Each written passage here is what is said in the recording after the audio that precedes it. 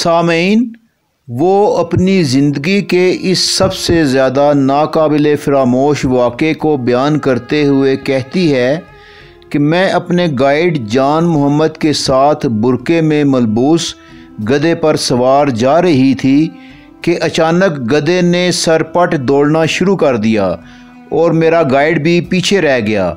कुछ देर दौड़ने के बाद मुझे गधे ने गिरा दिया। मैं अभी संभल ना पाई थी कि मैंने बुरके से झांक कर देखा। मेरे सामने एक तालिबान फ़ौजी खड़ा मुझे शदीद गुस्सा कर रहा था। मैं समझ गई कि उसने एक गैर मुल्की जासूसा को पकड़ लिया है। मैंने फ़ौरन अपना कैमरा उसे पकड़ाया और ये सोच कर मारे खौफ के आंखें बंद कर लीं कि चंद ही सेकंड्स के बाद यकीनन इस तालिबान फ़ौजी की गोलियां मेरे जिस्म से पार हो जाएंगी।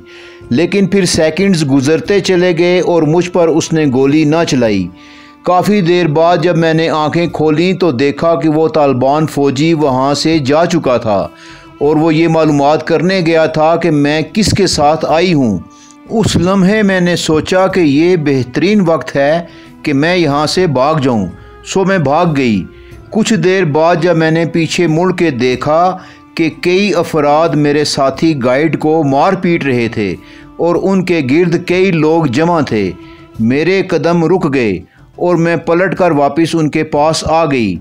लेकिन जब मेरे गाइड ने मुझे देखा तो उसकी बातों और लबो लहजे से मुझे अंदाज़ा हो गया कि जैसे वो कह रहा हो कि हम पहले ही मुश्किल में थे और तुम जो यहाँ वापस आ गई हो, अब हम बहुत बड़ी मुश्किल में फंस गए हैं। फिर मुझे भी अंदाज़ा हुआ कि मैंने ये बहुत बुरा किया। फिर इन तालिबान फ़ौजियों ने मुझे गिरफ़्तार कर लिया। सामीन, ये वही मशहूर ज़माना बरतानवी सहाफ़ी औरत एवान रेडली है जो संडे टाइम्स लंदन के अखबार की तरफ से 9/11 के बाद अफ़गानिस्तान के हालात जानने के लिए चोरी छुपे अफ़गानिस्तान में दाखिल हुई।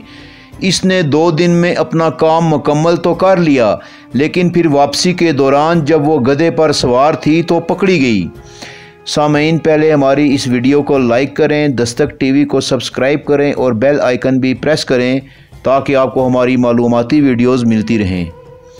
सामीन, एवान रेडली बताती है कि इन तालिबानों ने जब इसे गिरफ़्तार कर लिया तो इसे छुआ तक नहीं और इससे ये कहा कि हमारे पीछे पीछे आओ, और वो ये कहकर आगे चल पड़े और मैं भी उनके पीछे हो गई। काफ़ी देर चलने के बाद वो एक पथरीले इलाके में पहुँचे और रुक गए।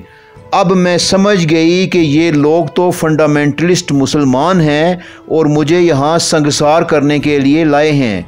लेकिन फिर थोड़ी ही देर में एक मुकामी मुसलमान औरत को मेरे सामने लाया गया जिसने मेरे जिस्म की तलाशी ली। मैं एक सहाफ़ी थी, कोई जासूसा तो थी नहीं, इसलिए जल्दी से मैंने अपनी शर्ट ऊपर की। लेकिन मैं ये देख कर हैरान रह गई कि वो तमाम तालिबान फ़ौजी उसी लम्हे अबाउट टर्न हो गए और अपनी पीठें मेरी तरफ कर दी। तलाशी के बाद ये लोग मुझे इंटेलिजेंस के हेड क्वार्टर में ले गए। मुझे अफ़गानिस्तान के शाही महल में रखा गया जहां मुझे कैद किया गया। वहां एसी तक मौजूद था। लेकिन जब मुल्ला उमर को पता चला कि मैं तन्हा औरत वहां कैद हूं तो उसने तालिबान से कहा कि इसे औरतों के कैदखाने जलालाबाद में ले जाओ। सो मुझे यहाँ ला कर कैद कर दिया गया। यहाँ एक दिन मुल्ला उमर ने मुझे इस्लाम की दावत दी और कुरान पढ़ने को कहा, तो मैंने कहा कि अगर मुझे रिहा कर दिया जाए तो मैं वादा करती हूँ कि कुरान पाक की मुकम्मल स्टडी करूँगी। उसने जवाब दिया कि इस वादे पर आपको रिहा कर दिया जाएगा। एवान रेडली कहती है कि 10 दिन तालिबान की कैद में रहने के दौरान मैं बेहद हैरान और मुतासिर हुई कि तालिबान पहरेदारों ने मेरी तरफ कभी आँख उठा कर भी नहीं देखा। एक दिन मैंने अपना ज़ेरे जामा धोकर कैदखाने की बाहर वाली साइड पर सूखने के लिए लटका दिया। थोड़ी देर बाद पहरेदार आया और उसने ये ज़ेरे जामा वहाँ से उतारने को मुझे कहा।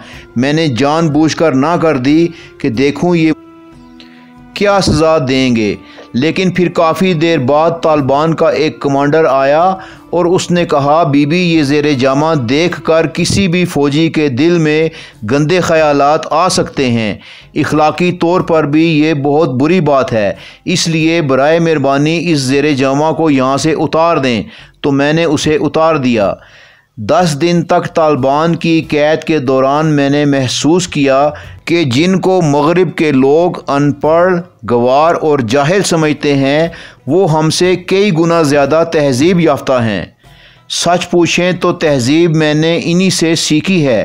پھر 8 اکتوبر کو انہوں نے نہ صرف مجھے رہا کیا بلکہ اپنی حفاظت میں رکھتے ہوئے پاکستانی حکام کے حوالے کیا۔ اپنے وطن واپس جا کر نہ چاہتے ہوئے بھی وعدہ پورا کرنے کی خاطر میں نے 2 سال تک قرآن پاک کو پڑھا اور سمجھا۔ میں یہ دیکھ کر حیران رہ گئی کہ عورت کو جتنے حقوق اسلام دیتا ہے کوئی دوسرا مذہب نہیں دیتا۔ میں قرآن پڑھتی گئی اور میری روح پاک ہوتی چلی گئی اور اللہ تعالیٰ نے مجھ پر بہت بڑا کرم کیا کہ میں دائرہ اسلام میں داخل ہو گئی اور الحمدللہ اپنے روز و شب اسلام کی تعلیمات کے مطابق گزارتی ہوں۔ سامعین، جو مغرب کی اینک پہن کر طالبان کو دیکھا کرتی تھی وہ اب اسلام کی زبردست ترجمان بن چکی ہے اور مسلمانوں کے حقوق کا تحفظ کرنے میں لگی رہتی ہے۔ اسلام قبول کرنے کے بعد اس کے سارے رشتہ داروں اور دوستوں کا رویہ تبدیل ہو گیا ہے۔ اس کی بہن نے تو اس کے بعد آج تک اس سے بات بھی نہیں کی، لیکن والدہ اس کی خوش ہیں کہ کم از کم ایوان ریڈلی نے اسموکنگ اور ڈرنکنگ تو چھوڑ دی ہے۔ ایوان ریڈلی کہتی ہے کہ میری والدہ ایک چھوٹے سے گاؤں میں رہتی ہے اور جب میں حجاب پہنے اسے ملنے جاتی ہوں تو سب گاؤں والے انگلیوں سے اشارہ کرتے ہیں کہ وہ دیکھو ریڈلی کی بیٹی جا رہی ہے۔ ایوان ریڈلی کی ایک جوان بیٹی بھی ہے لیکن وہ بھی مغرب زدہ لڑکی ہے اور اپنے فیشن اور بناؤ سنگار میں لگی رہتی ہے۔ سامعین، ایوان ریڈلی نے مسلمان امت کی تمام خواتین کو یہ پیغام دیا ہے کہ خواتین آدھی امت ہیں جو باقی آدھی امت کو پیدا کرتی ہیں، جس وجہ سے ان کی اہمیت بہت زیادہ ہو جاتی ہے۔ اس لیے میں مسلمان بہنوں سے کہوں گی کہ وہ اپنا کردار ضرور ادا کریں۔ انہوں نے یہ خواہش بھی ظاہر کی کہ ڈاکٹر عافیہ صدیقی کو پاکستان میں دیکھنا چاہتی ہوں اور حکومت پاکستان کا یہ فرض ہے کہ وہ کسی بھی طریقے سے ڈاکٹر عافیہ صدیقی کو پاکستان لائے۔ سامعین، آپ دیکھ رہے ہیں دستک ٹی وی کی سیریز جانیے کون میں ایوان ریڈلی، جو اب اپنے اختتام کو پہنچتا ہے۔ انشاءاللہ بہت جلد ہم اپنے اگلے پروگرام کے ساتھ دوبارہ آپ کی خدمت میں حاضر ہوں گے۔ اس وقت تک کے لیے اجازت چاہیں گے۔ اللہ نگہبان۔